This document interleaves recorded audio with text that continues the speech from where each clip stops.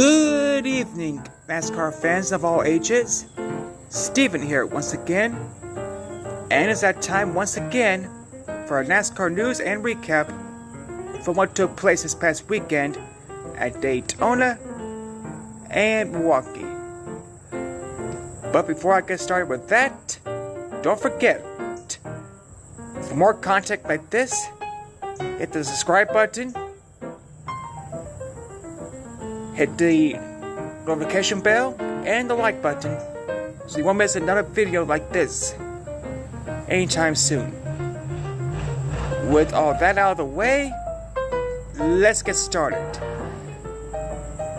First, a clarification regarding Denny Hamlin and his engine situation that I talked about back on Thursday. I assumed it was due to Michigan, and that wasn't the case. It was just a coincidence that the penalty was announced following Michigan. But basically, this all started back sometime at the Bristol when they got the engine back before NASCAR had a chance to disassemble the engine. It was shipped back to Toyota's TRD's headquarters in California, and then they in return sent that engine over to Gibbs. And that, more or less, is where the confusion came from. And fans of Toyota and NASCAR, we made a mistake, penalized us, but they went ahead and penalized Hamlin and Gibbs instead. As of now, no word on if Gibbs is going to appeal the decision, but in this case, I think he should, since the team didn't know what took place.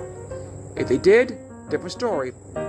But from what I've read, they didn't know, and they should appeal. Speaking of that, yesterday the final decision on Austin Dillon's playoff eligibility for his Richmond run was made. It was ruled in NASCAR's favor, meaning that for Dillon, he has to win at Darlington in order to qualify for the playoffs. If he doesn't, then despite the win, he won't be in. As you recall from last time, the appeals panel did reduce the suspension of Spotter from 3 races down to 1. Childress in turn filed a final appeal, and that was heard yesterday. And I get Richard's side of the argument in terms of the financial side of things, but let's be realistic here. Despite not being entirely at fault, Dillon did cross the line and had to be penalized to set an example for it. Look, this is fine, but that isn't. So going forward, teams can know, okay, we gotta make sure we don't do what Austin did, or they could take us out of the playoffs.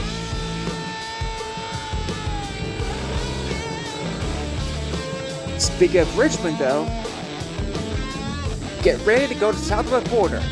NASCAR has confirmed that its Cup and Xfinity Series will race down in Mexico City Father's Day weekend.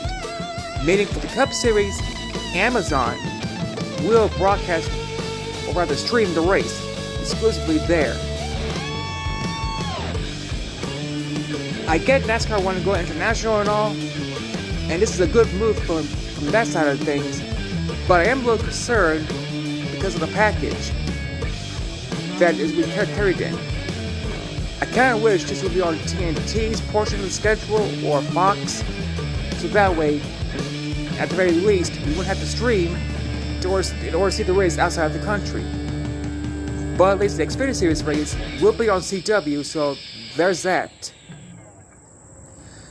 And because it's late in Amazon's portion of the schedule, this race will determine who will play a part in TNT's in-season tournament later next year. But all that will go into effect next year, as far as NASCAR going to Mexico, in the expense of apparently Richmond, which for the first time in its track's history will lose a Cup date because of that. You know, people's been saying they want to get rid of Richmond, and now they've done so, they're whining. Make up your minds, guys. Do do you want NASCAR to drop Richmond? A race from Richmond or not? Sheesh. Anyway, moving over to the situation at Trackhouse. When Zane Smith has been dropped and is now a free agent, and SVG is coming in next year to drive the 88 full-time next year. There is a rumor that Dale Jr. is considering buying into Trackhouse in order to use the 88. The problem is that NASCAR owns the numbers, not the teams. And while they can't exactly use the font that Hendrick used last time, assuming the trademark on that is still good, if you recall, there was a trademark dispute regarding DEI and how the fonts of the 1, 8, and 15 were for years. And I did a video covering that months ago as well, if you want to learn more about that side of things. But to summarize, the teams own the fonts of the number. In other words, how the number is being created for the car, but NASCAR owns the number itself. Meaning that it has to use a different font for the 88 next year, instead of using ones for Hendrick, Gibbs, Dygar, and so forth. Overall, for SVG, it's a good move. He has proven his success so far in the Xfinity Series, despite not having that amount of success on the ovals. It's getting better. Although I think another year or two in the Xfinity Series would more than be enough to help him out. But I'm looking forward to see how he does in the Cup Series next year, just the same. As for Smith, I hope he bounces back and gets a decent ride.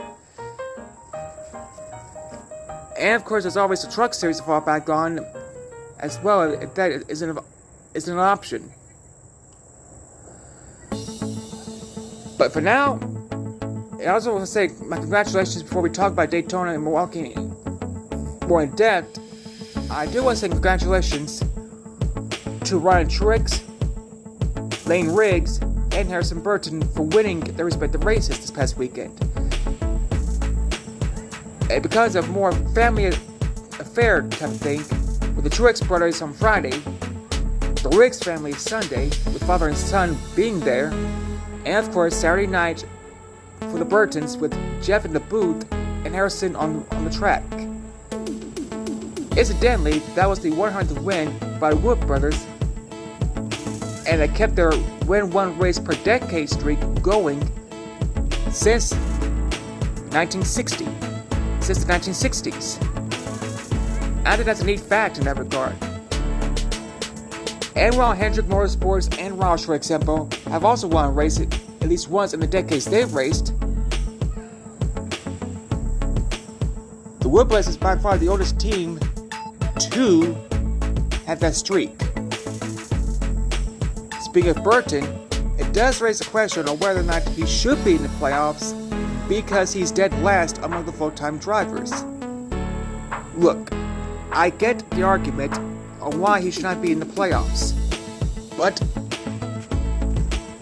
at the end of the day, NASCAR no longer has a rule that states that a driver has to be a certain position in points or higher to make the playoffs. Should they? Yes. Will they? Well, we'll see. But regardless, it is a neat moment for the Burtons and the Wood brothers just the same if you take the playoffs out of the equation. That being said, if Burton does win at Atlanta, I will be shocked, to say the least. As for Daytona and Milwaukee themselves, truck race wasn't bad. Yeah, because Riggs win, no one's locked into the playoffs for the next round there yet. But overall, I thought it was a good race. It's a shame that trucks won't be back in Milwaukee next year, because apparently due to the IndyCar schedule, and they couldn't find a date to finalize the truck series, who knows when or if they'll be back to Milwaukee. As for Daytona, especially on the truck cup side, we need to find a way to keep the cars on the ground more often. Because remember, Berry flipped towards the end of the race, and McDowell kind of flipped as well. And if the grass was there, Nemechek probably would have flipped too. But that's what the NASCAR needs to do going forward to try to prevent this from happening again. Despite that, both the Xfinity Cup races were great. Shame that Austin Hill got crashed out early, and it's something that wasn't entirely his fault. But still, like I said, from a fanbase perspective, it was a great moment for the Truexes. For Ryan, that was his first win outside of Dover, proving that he could win anywhere else besides that track.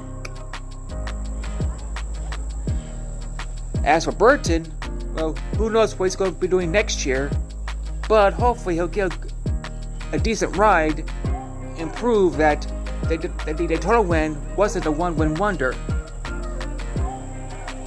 That given the right equipment and whatnot, he could contend for more wins for years to come.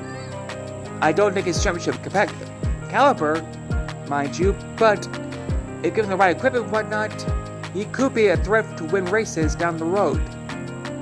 But we'll have to wait and see. Until then, I'll be back on Thursday to preview Darlington and to give an update situation regarding the Truck Series playoff picture, since no one's locked in yet, like I said. Until then, I'll see all of you on Thursday. Bye!